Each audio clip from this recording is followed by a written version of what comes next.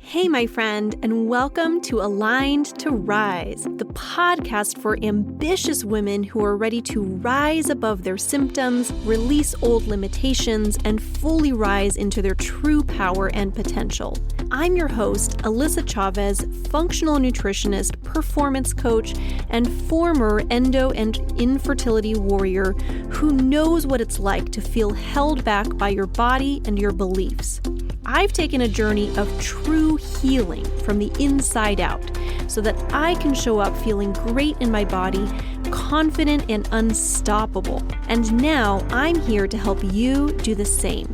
Through a blend of functional nutrition and deep mindset work, this show will empower you to reclaim your vitality, trust your intuition, and live unapologetically in your purpose. If you're ready to align your body, mind, and spirit so you can rise to your highest potential, you're in the right place. Let's rise, my friend. This show was created for educational purposes only and should not be used as a replacement for medical advice or treatment. Hey, my friend, and welcome back to the podcast. So, today we are going to be talking about one of the most common symptoms that I hear about from endo warriors, which is bloating. And quite frankly, it's a symptom that I hear about from many people. I would say virtually every one of the clients I've worked with over the years has struggled with bloating, but it definitely is very, very common for endo warriors. And there's some reasons behind that we're going to unpack today. Now, one of the struggles that I hear from so many people is that the endo bloating is just really hard to fix. And I find that the biggest mistake people make that makes it really challenging to get rid of that bloating is that most people tend to think that bloating is all about the food. They're asking questions like, what foods make me bloat? Maybe you've tried cutting out gluten, dairy, sugar, you've tried a low FODMAP diet, but you still look pregnant by the end of the day. So if that sounds like you, what I want to share with you is that endo bloating can be more challenging to fix because it isn't just about the food. That's not to say that the food you eat doesn't matter. It absolutely does, and we're going to take a look at that today.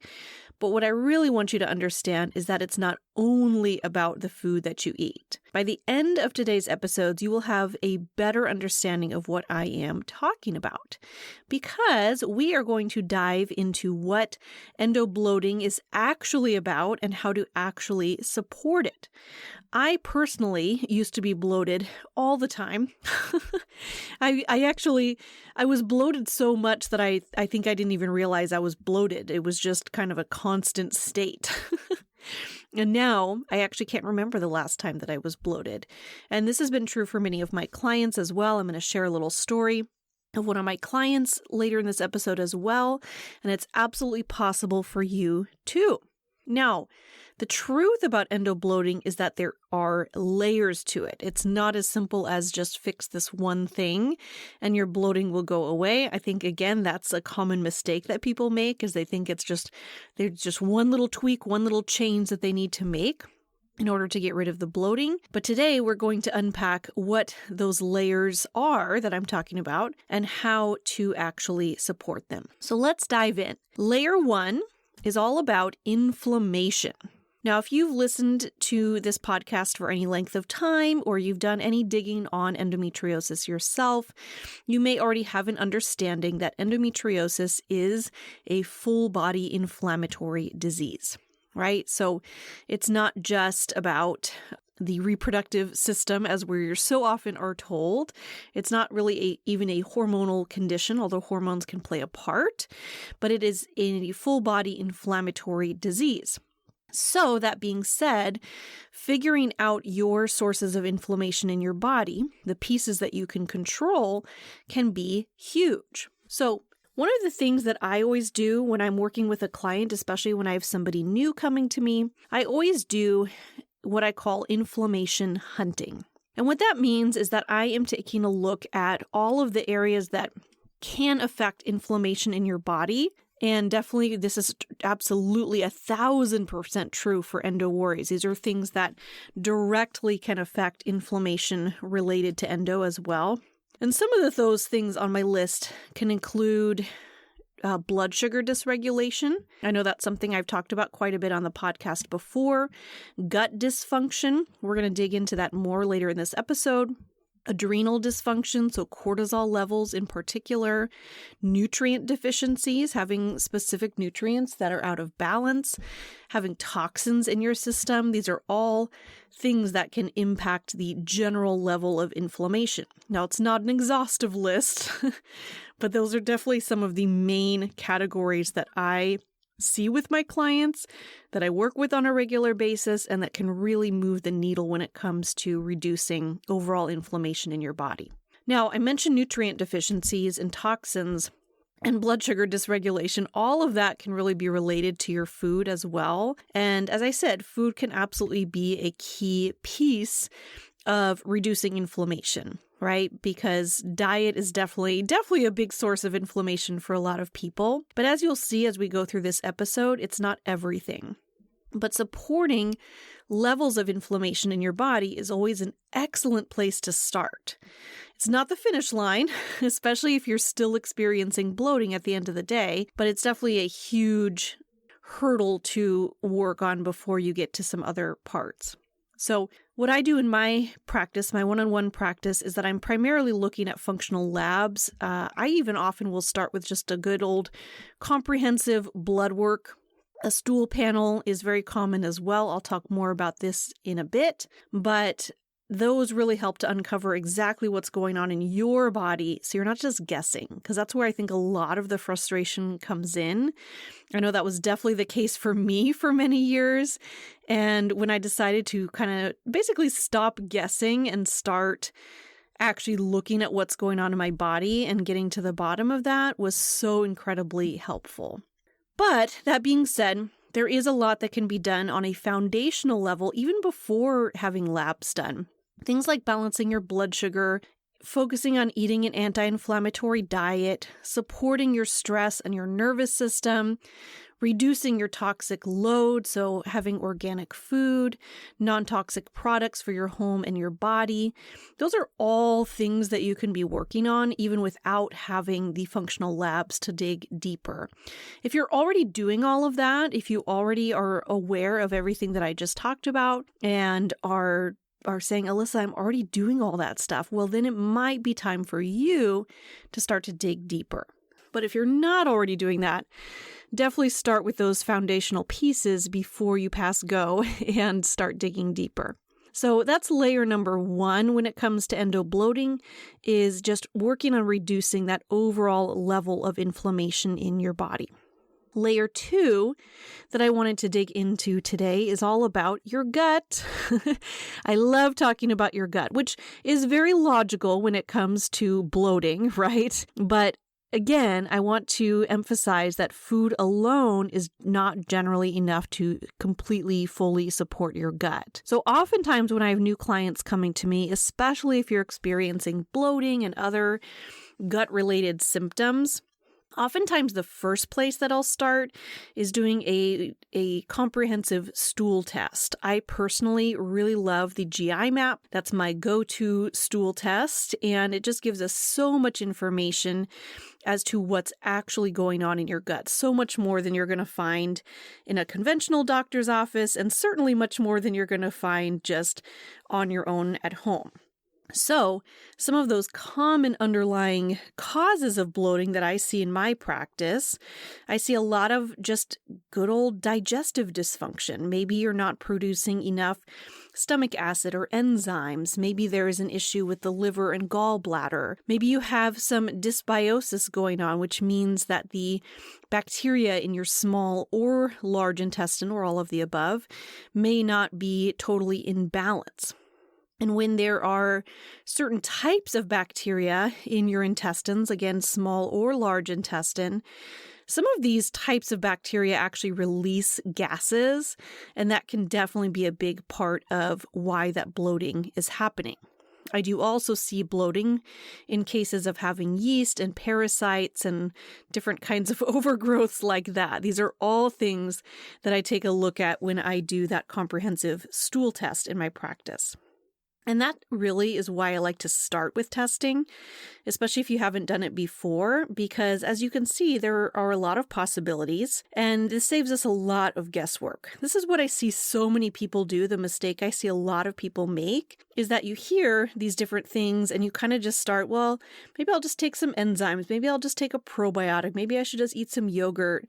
Maybe I need to have some liver supporting herbs or something, but you're kind of just stabbing in the dark and guessing and not really sure exactly why you're doing what you're doing. And I think that's really why it can be a challenge for so many people. And the other thing I should mention with that is that it's usually not just one of those things that I mentioned. It's usually a combination. And the other thing I think is really important to be aware of, I'm going to come back to the topic of bacterial overgrowth. And that when I'm saying bacterial, I'm actually really also including overgrowth of yeast or parasites or something like that. That didn't just happen by accident, right? These bacteria don't just randomly grow in your intestines.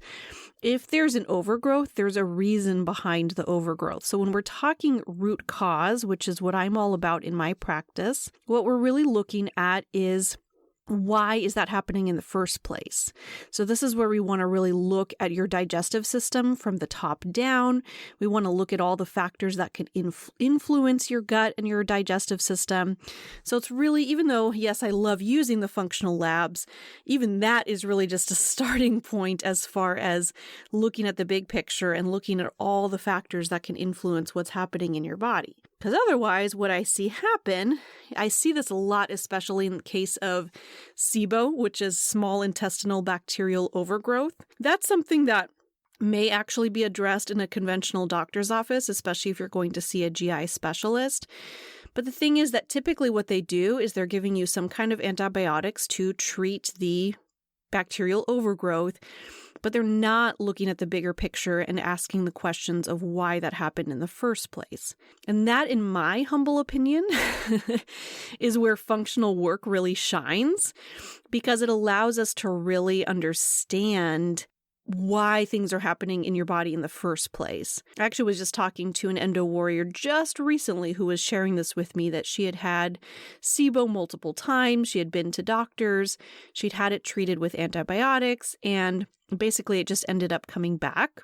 And she was getting super frustrated with that and just didn't know what to do.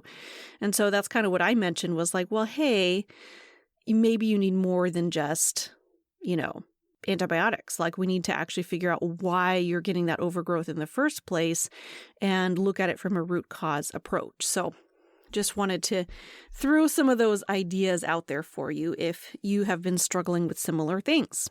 So just to share an example, I had a client come to me not too long ago, not earlier this year. This year just started at the time I'm recording this, or fairly recently at least. This was actually last year.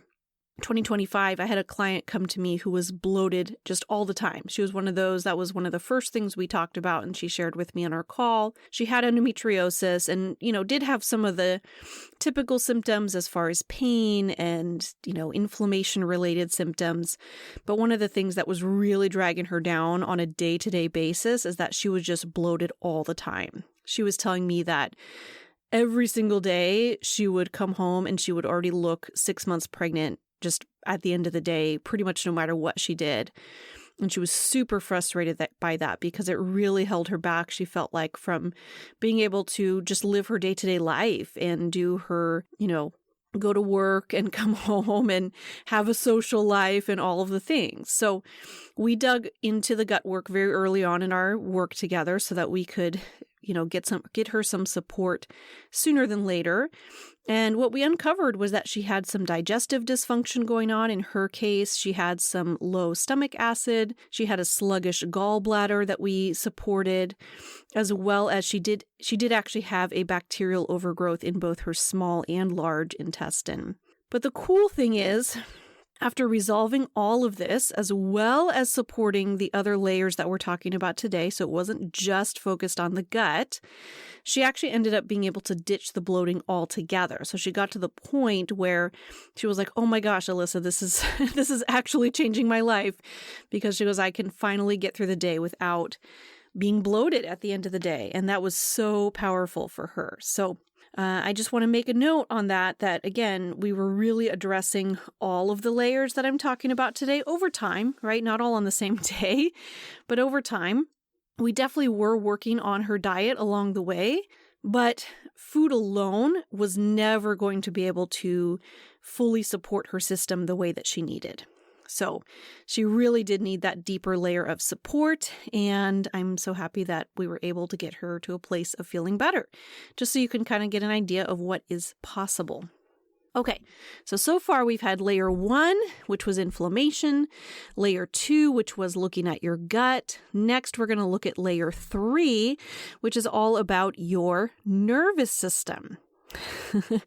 And truly, this is such an important and often overlooked layer. I feel like it's starting to be talked about more, which is great, but I still feel like it's one of those pieces that people kind of just say, yeah, nervous system, okay, whatever. I'll meditate once in a while. But what I want you to understand here, and how this really impacts bloating in your gut, is that your brain and your nervous system control everything in your body. Absolutely everything. You wouldn't be alive if you didn't have a brain and a nervous system. Now, in general, a body that is super stressed out is always going to have dysfunction more often. And that can show up in so many different ways, right? Because really, again, if you listen to this podcast any length of time, especially probably in this last maybe year-ish, maybe even a little less than that, I've been talking more and more about the nervous system and mindset and all the things that go into that. But I do see that all the time, that a body that's just under a lot of stress, that's, really has kind of a dysregulated nervous system, we tend to see more issues and things come up. Now, when it comes to your gut directly, because we really are focused on bloating today, so I want to keep on track with that and continue on that conversation of bloating, but there is a huge connection between your brain, your nervous system, and your gut. There is actually a nerve, it's called the vagus nerve, and it starts in the back of your skull and then ends up making its way through your entire torso, so it comes down through your neck, crosses through your abdomen, and basically ends up connecting with all of the digestive organs along the way and helps to send these signals of when those digestive organs need to be turning on and off. So it's a nice, lovely automated system. Now, here's the thing. That vagus nerve is not going to fire if it feels like your body is under a lot of stress. The reality is, if your body perceives that there is some kind of threat, now once upon a time, threats that we perceive tended to be largely physical. We know that that's not always the case these days. Oftentimes, it's more mental stressors that we battle with on a day-to-day basis. But the thing is that your body actually does not know the difference between the two. Whether you're being chased by a lion or you're stressed out over work stuff, your body doesn't know the difference, doesn't understand the difference. But when your body perceives that you are under stress, that vagus nerve is not going to fire or not going to fire as effectively. Your digestive system is essentially going to slow down, if not sometimes come to a stop for a little while. And that can definitely lead to slower motility, meaning a slower pace of how your food is moving through your digestive system, which can end up contributing to more bloating, both because it can contribute to that bacterial overgrowth because your food is just sitting there in your system for too long, and because, again, the food is just sitting there for too long. So that can cause a lot of discomfort and some of that bloating in and of itself. So what are some of those simple action steps that you can take right now starting today? First little rule I want you to adopt for yourself, as much as is humanly possible, is the idea of rest to digest. Meaning, Understanding that your body cannot effectively digest food unless you're in a rested state. Basically, your nervous system has two different modes. It has a sympathetic nervous system, which is that activated fight or flight mode place. And then you also have the parasympathetic nervous system, which is the side of the nervous system that slows things down, calms things down, basically tells your body that it's safe. And that is where you want to be in order to digest well. So what that means is that rather than continuing to rush through your meals, maybe you're eating while you're standing up or while you're on the go or while you're on the computer, or just cramming in meals as quickly as you can so that you can get on to the next thing in your day, which is going to very much activate that sympathetic nervous system, which is going to slow things down. Instead, what I want you to do, which I want you to practice doing, even if maybe to start it's for one meal of the day and you slowly work your way up, right? It can be baby steps. If this is hard for you, I know it's been hard for me to adopt, I'll be honest. Eat in a calm, relaxed state. Rest to digest. What does that actually look like? Sit down to eat your meal. Eat your meal without distractions, meaning you're not driving while you eat, you're not working while you eat, you're not watching shows while you eat, you're not scrolling Instagram while you eat. You are eating in a calm, relaxed state. You are even closing your eyes and taking 3 to 5 deep breaths before you begin your meal to help to send signals to your body and your nervous system that it's safe. And you are taking your time and you're chewing your food thoroughly, right? And I know these all may sound like super simple steps, but they're important ones. They're ones that you really shouldn't be overlooking. And truthfully, if you're not doing this stuff, you kind of might as well skip all the other layers that we're talking about, because this is one of those things that's so foundational for everything else being able to function well. It's, all of the systems in our body are interconnected. That's one of the things that I really believe most in my practice and in the work that I do with clients, is that all of our systems in our body are very interconnected. And so supporting your nervous system and supporting that rest to digest phase, super, super important. And then, of course, on top of that, we want to be aware of just the overall nervous system support. How are you actually feeling on a day-to-day basis? Are you feeling super wired? Are you feeling super stressed? Are you actually doing things to fill up your cup? What practices do you actually have in place to support your nervous system? There's so many factors at play there, but even just working on eating in a nice, calm, relaxed state is an excellent place to start. And then, we'll slowly work on supporting the nervous system as a whole. Okay, layer number 4. We've got 2 more to go here. We're going to go through 5 layers today of supporting bloating. Layer number 5 is related to your physical body. So I know this is something we've talked about before on the podcast as well, but basically, especially if you're somebody who's experienced or is currently experiencing chronic pelvic pain, and honestly, this can even include digestive issues, much less, the period pain and ovulation pain and general pelvic pain that women with endometriosis often experience, can often result in protective muscle guarding, which ends up restricting movement in your abdomen. So in other words, your body feels that it's in this chronic pain, and so your muscles kind of tense to protect your body. But what happens is, as your muscles are protecting you, they're feeling like they're doing their job.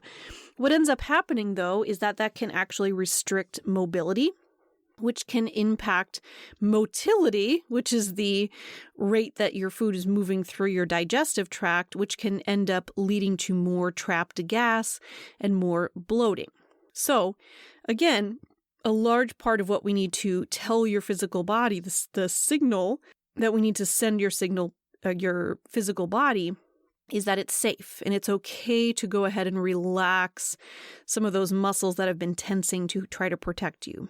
So what that can look like, there's quite a few things that can help. And I think for most people, it's going to be a matter of kind of playing with it, experimenting, finding what really works for you. But it can be things like even finding correct posture can actually be helpful. Many people tend to kind of, slump over around the shoulders, tuck the pelvis under, a lot of these things that we tend to do, sometimes because you're in pain, but sometimes because it's habitual, sometimes a combination, but slowly but surely working on finding that correct posture can actually be really helpful in getting your muscles to engage and work correctly. Breathing can actually be incredibly helpful here as well, just diaphragmatic breathing in general. Even adopting breathwork practices I've found to be really powerful for this too. Sometimes it's also a matter of some of the deep emotional work. This is some of the work that I'm starting to layer into my practice more and more. But basically, it's that deep inner work to let go of some of those deep-seated emotions like fear, especially, that can cause your body to clench. Especially if none of the other physical supports have helped. That might be the next layer for you to explore. And sometimes you may even need additional support outside of yourself, meaning you're going to acupuncture, maybe you're going to look into abdominal massage, and that is actually something you can do on yourself, by the way, that you can certainly do abdominal massage on yourself, but there are also professionals out there who are very experienced in that area. And sometimes pelvic floor physical therapy can actually be really helpful too, especially if there's a lot of tension in the pelvic floor that can be impacting that muscle mobility, right? And then while we're talking about the physical body, I think it's important to mention that endo lesions themselves can also impact bloating, although this can still be supported by everything else that we're talking about today, because all of these pieces that we're working on, yes, it's supporting bloating, but it's also supporting the overall health of your body and overall levels of inflammation, all of the things. So I just think that's important to note, but also that it doesn't mean you can't still support everything else. And finally, layer number 5 is looking at hormonal shifts during your cycle. So sometimes, and this is one of the questions that I always ask clients coming in if they're talking about bloating. I always ask them about the patterns of their bloating. How is that coming up? Is it happening every day? Is it happening right after you eat? Is it one of those things that slowly progresses through the day? How is that bloating showing up for you? And sometimes what I hear, especially, this is something that I tend to hear more of once I've been working with a client for a little bit and we've worked through some of these initial layers that we talked about. This is why I'm actually placing this as layer number 5, although some of these layers are certainly interchangeable in the order that you're working on them. But oftentimes what I find is I'll have clients come to me and say, okay, my bloating is so much better. I'm not bloated every day. I'm not noticing bloating like I used to. I'm not looking pregnant at the end of the day, which is amazing. But I do find that I'm still having a little bit of bloating right before or during my period.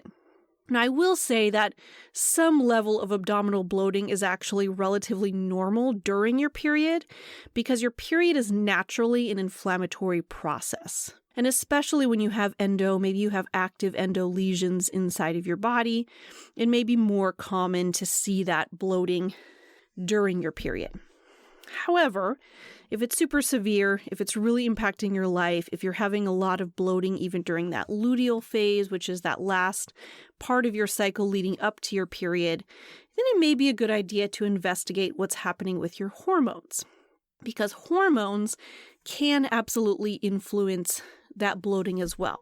Now, this is not the step that I recommend starting with. Again, this is why I'm actually talking about this layer last, because so often endo is kind of just labeled as a hormone condition, a hormonal disorder. And so I see so many women or doctors focusing on supporting the hormones, right? Getting the hormones into balance, which often just involves taking synthetic hormones, maybe birth control, and it doesn't really get to the root of the problem. But can hormones influence things? Absolutely. Because often what I see, especially when there's bloating during certain phases of the cycle, especially like I said, that late luteal phase during your period. Oftentimes, patterns that I see are things like estrogen dominance. I see progesterone can slow down motility if that estrogen and progesterone aren't in balance. Sometimes there's fluid retention that can come along with that.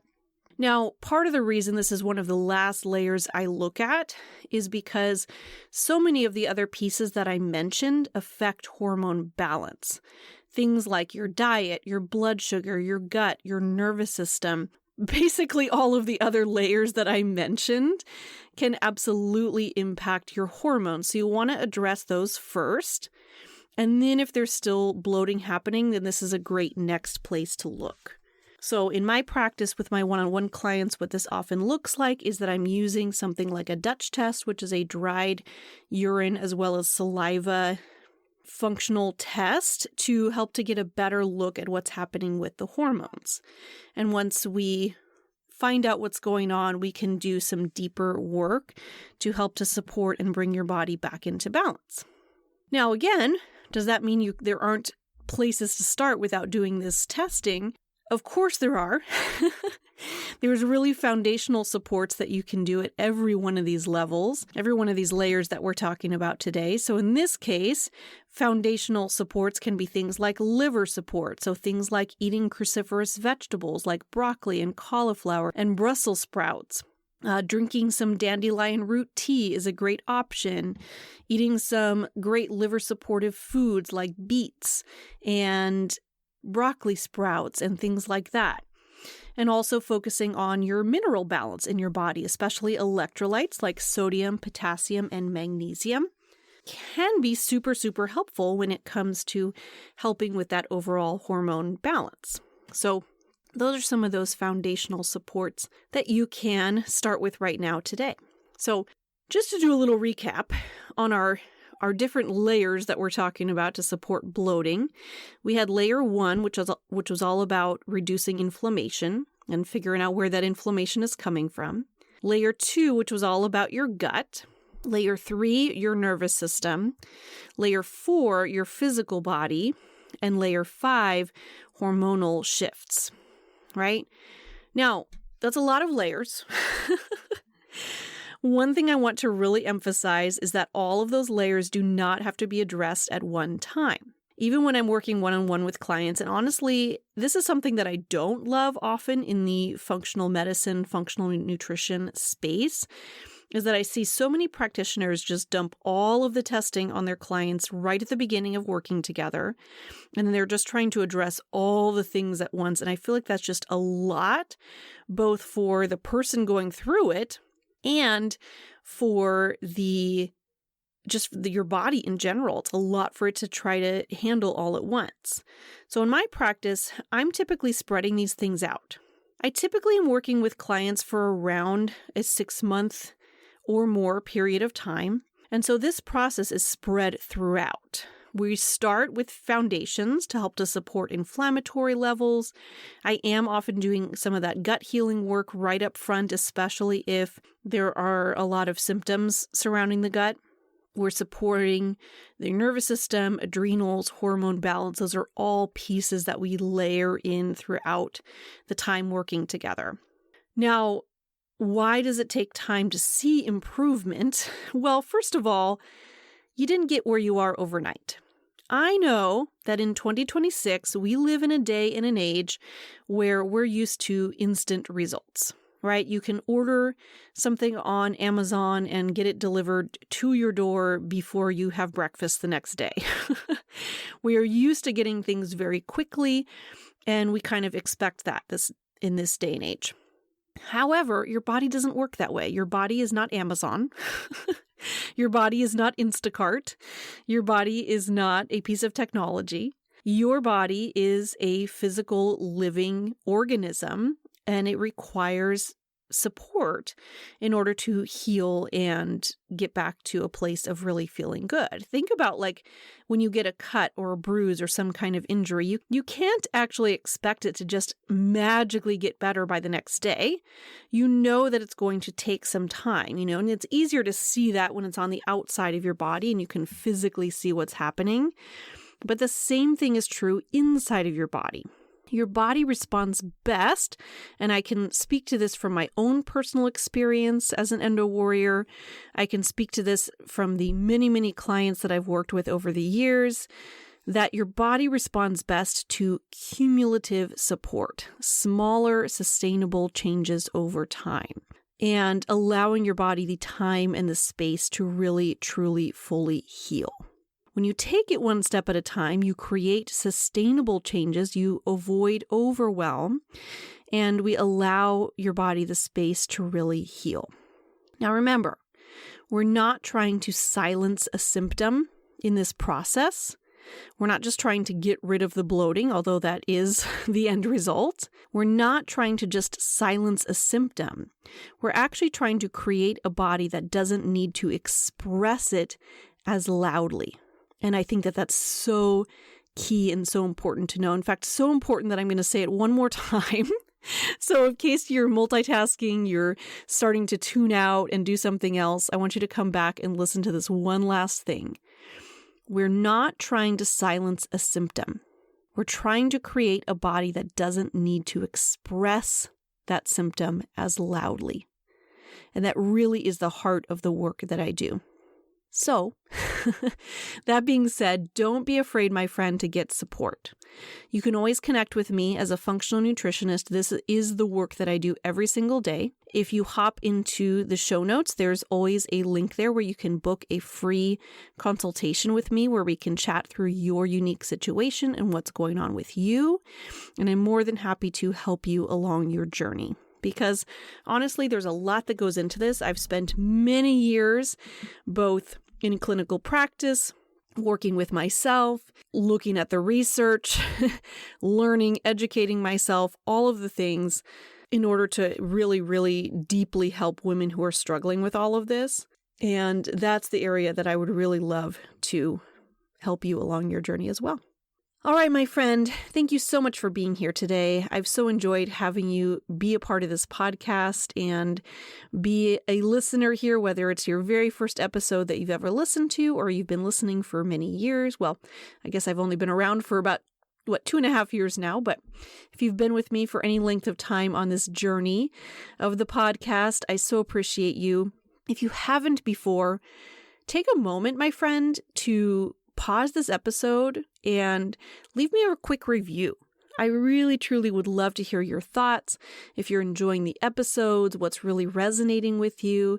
It really means the world to me when I get one of those reviews and I get to really see your thoughts and how much you're enjoying the episode. So if you haven't already, definitely take a moment to leave a review and be sure to subscribe so you don't miss future episodes. All right, my friend, have the most wonderful day and we'll talk soon. Thank you so much for tuning in to Aligned to Rise. If this episode spoke to you, take a moment to share it with a friend who needs this message too.